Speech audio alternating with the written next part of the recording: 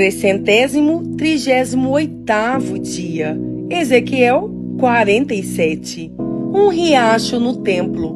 O homem me levou de volta até a entrada do templo. Debaixo da entrada saía a água que corria na direção do leste, pois o templo dava frente para esse lado. A água corria por baixo do lado sul do templo, ao sul do altar.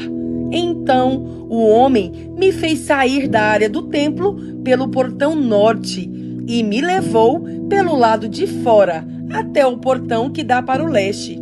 Um riacho saía do lado sul do portão. Com a sua vara de medir, o homem mediu 500 metros na direção da correnteza, para o leste.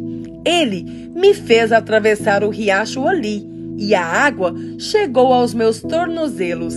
Em seguida, ele mediu mais 500 metros e a água subiu até os meus joelhos. Mais 500 metros e a água chegou até a minha cintura. Finalmente, mediu mais 500 metros e o rio era tão fundo que eu não podia atravessar.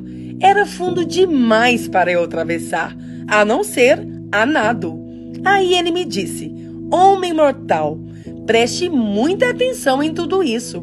Então, o homem me levou de novo para a margem. Quando cheguei lá, vi que havia muitas árvores dos dois lados. Então ele me disse: esta água corre para o lado leste e desce até o Rio Jordão e até o Mar Morto. Quando entra neste mar, ela faz com que a água salgada do mar vire água doce. Em todo lugar por onde esse rio passar, haverá todo tipo de animais e de peixes. O rio fará com que as águas do Mar Morto fiquem boas, e ele trará vida por onde passar. Desde a fonte de Gedi até a de Eglaim, haverá pescadores na praia do mar, e ali eles estenderão as suas redes para secarem. Haverá ali muito peixe e muitas espécies de peixes, como no mar Mediterrâneo. Mas nos brejos e nos charcos a água não ficará boa. Essa água servirá para a produção de sal. Nas duas margens do rio crescerão árvores frutíferas de todo tipo. As duas folhas nunca murcharão, e as árvores nunca deixarão de dar frutas. Darão frutas novas todos os meses, pois são regadas pelo rio que vem do templo.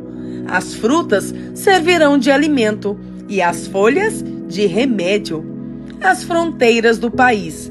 O Senhor Deus disse: são esses os limites da terra que será dividida entre as 12 tribos, sendo que a tribo de José receberá 2 partes. Eu jurei aos antepassados de vocês que daria esta terra a eles para sua propriedade.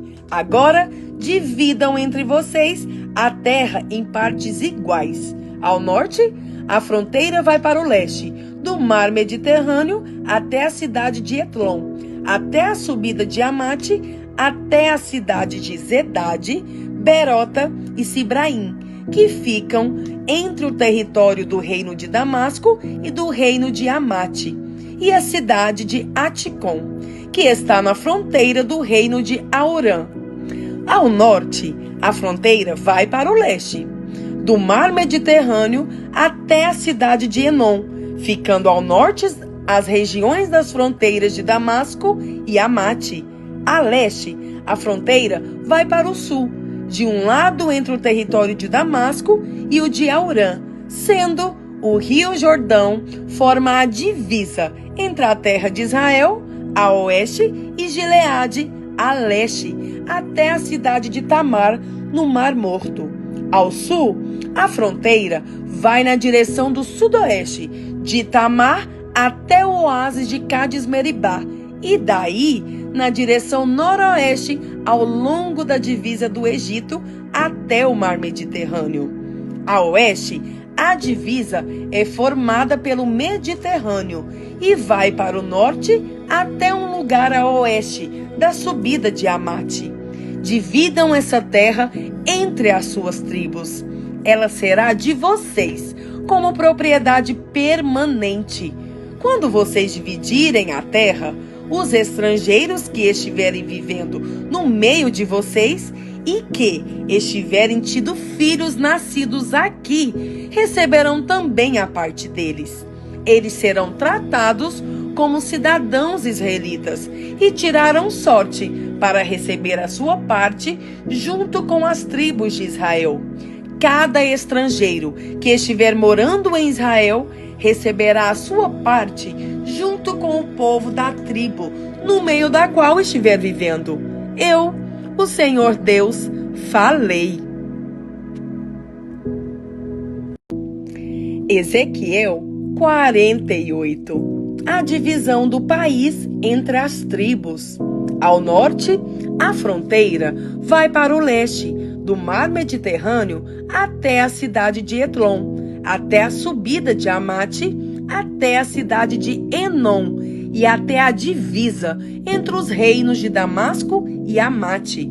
Cada tribo deverá receber terras que irão desde a fronteira do leste até o mar Mediterrâneo, a oeste, na seguinte ordem do norte para o sul: Dan, Aser, Naftali, Manassés, Efraim, Ruben e Judá. Terras para Deus. Ao lado do território de Judá ficará a terra separada para uso especial. De norte a sul terá 12,5 km de largura e de leste a oeste terá o mesmo comprimento dos territórios dados às tribos. O templo ficará nessa área. No centro dessas terras haverá uma área dedicada ao Senhor, com 12,5 km por 10. Os sacerdotes terão uma parte dessa terra sagrada.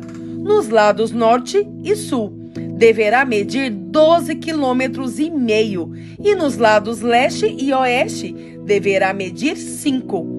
O templo do Senhor ficará no meio. Essa área sagrada será para os sacerdotes descendentes de Zadok. Eles me serviram fielmente e não se juntaram com o resto dos israelitas para fazer o mal, como os outros membros da tribo de Levi fizeram. Por isso, eles terão uma área especial, perto da área dos levitas, e será a área mais santa de todas. Os levitas também terão uma área de terra que fará limite com a dos sacerdotes. Terá 12,5 km por 5. A terra dedicada ao Senhor é a melhor de todas, e nenhuma parte dela poderá ser vendida, nem trocada, nem transferida para ninguém. É santa e pertence a Deus. A área que sobrar, de 12,5 km por 2,5, não é santa, mas será para uso geral do povo. Eles poderão morar ali e aproveitar a terra. A cidade ficará no centro e será quadrada, medindo 2.250 metros de cada lado. Em toda a volta da cidade, de cada lado, haverá um espaço livre de 125 metros de largura. A terra que sobrar, depois de construída a cidade nas terras ao lado da área sagrada, 5 quilômetros por 2,5 para o leste e 5 quilômetros por 2,5 para o oeste. Essa terra será usada pela gente que mora na cidade, para nela fazerem plantações. Quem trabalhar na cidade, seja de que tribo for, poderá cultivar essa terra. Assim, a área toda será quadrada, medindo 12,5 km de cada lado, e incluirá as terras ocupadas pela cidade. Terras para o rei. Depois que a área do templo, as terras dos sacerdotes e dos levitas e a terra para a cidade forem tiradas dessa porção de 12,5 km, toda a terra que sobrar dos dois lados, a leste e a oeste, será do rei. A leste, a terra do rei chegará até a fronteira leste e a oeste irá até o mar Mediterrâneo. Ao norte, o limite é o território da tribo de Judá e ao sul é da tribo de Benjamim. Terras para as outras tribos. Ao sul dessa porção especial, cada uma das outras tribos receberá uma porção de terra que irá da fronteira leste na direção oeste até o mar Mediterrâneo, na seguinte ordem: de norte a sul, Benjamim, Simeão, Issacar, Zebulon e Gade. Na parte sul do território da tribo de Gade, a fronteira irá na direção sudoeste, desde a cidade de Tamar até o oásis de Cádiz, e daí para o noroeste, seguindo a fronteira do Egito até o mar Mediterrâneo. O Senhor Deus disse: é assim que o país será dividido em partes, que serão das tribos de Israel e que passarão para os seus descendentes. Os portões de Jerusalém. Haverá 12 entradas na cidade de Jerusalém. Cada muralha medirá 2.255 metros e terá 3 portões, cada um com o nome de uma tribo. Os portões da muralha do norte receberão os nomes de Rubem, Judá e Levi. Os da muralha do leste receberão os nomes de José, Benjamim e Dan. Os da muralha do sul receberão os nomes de Simeão, Issacar e Zebulon. E os da muralha do oeste receberão os nomes de Gade, Aser e Naftali. O comprimento total da muralha em volta da cidade toda será de 9 quilômetros. O nome da cidade daqui em diante será: O Senhor está aqui. 1 João 2. Cristo nos ajuda. Meus filhinhos, escrevo isso a vocês, para que não pequem. Porém, se alguém pecar, temos Jesus Cristo, que faz o que é correto. Ele nos defende diante do Pai. É por meio do próprio Jesus Cristo que os nossos pecados são perdoados. E não somente os nossos, mas também os pecados do mundo inteiro. Se obedecemos aos mandamentos de Deus, então temos certeza de que o conhecemos. Se alguém diz: eu o conheço, mas não obedece os seus mandamentos, é mentiroso e não há verdade nele. Porém, se obedecemos aos ensinamentos de Deus, sabemos que amamos a Deus de todo o nosso coração. É assim que podemos ter certeza de que estamos vivendo unidos com Deus. Quem diz que vive unido com Deus, deve viver com Jesus como Jesus Cristo viveu. O novo mandamento. Meus queridos amigos, este mandamento que estou dando a vocês não é novo. É um mandamento antigo, aquele que vocês receberam lá no começo. O mandamento antigo é a mensagem que vocês já ouviram. Porém, o mandamento que eu estou dando a vocês é novo, porque a sua verdade é vista em Cristo e também em vocês. Pois a escuridão está passando e já está brilhando a verdadeira luz. Quem diz que vive na luz e odeia o seu irmão está na escuridão até agora. Quem ama o seu irmão vive na luz e não há nessa pessoa nada que leve alguém a pecar. Mas quem odeia o seu irmão está na escuridão, anda nela e não sabe para onde está indo, porque a escuridão não deixa que essa pessoa enxergue. Filhinhos, escrevo a vocês, porque os seus pecados são perdoados por causa de Cristo. Pais, escrevo a vocês, porque conhecem aquele que existiu desde a criação do mundo. Jovens, escrevo a vocês, porque vocês têm vencido o maligno. Escrevo a vocês, filhinhos, porque conhecem o Pai. Escrevo a vocês, pais, porque conhecem aquele que existiu desde a criação do mundo. Escrevo a vocês, jovens, porque são fortes. A mensagem de Deus vive em vocês e vocês já venceram o maligno. Não amem o mundo, nem as coisas que há nele. Se vocês amam o mundo, não amam a Deus o Pai. Nada que é deste mundo vem do Pai. Os maus desejos da natureza humana, a vontade de ter o que agrada aos olhos e o orgulho pelas coisas da vida, tudo isso não vem do Pai, mas do mundo.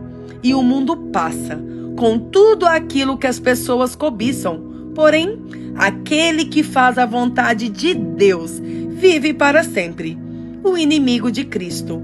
Meus filhinhos, o fim está perto. Vocês ouviram dizer que o inimigo de Cristo vem. Pois agora, muitos inimigos de Cristo já têm aparecido. E por isso, sabemos que o fim está chegando. De fato, essas pessoas nos deixaram porque não eram do nosso grupo. Se fossem do nosso grupo, teriam ficado conosco. Mas elas nos deixaram para que ficasse bem claro que nenhuma delas pertencia mesmo ao nosso grupo.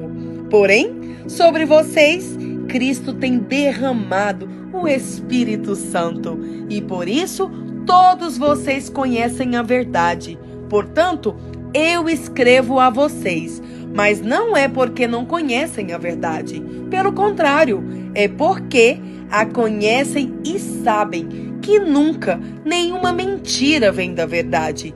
Então, quem é mentiroso? É aquele que diz que Jesus não é o Messias. Quem diz isso é o inimigo de Cristo.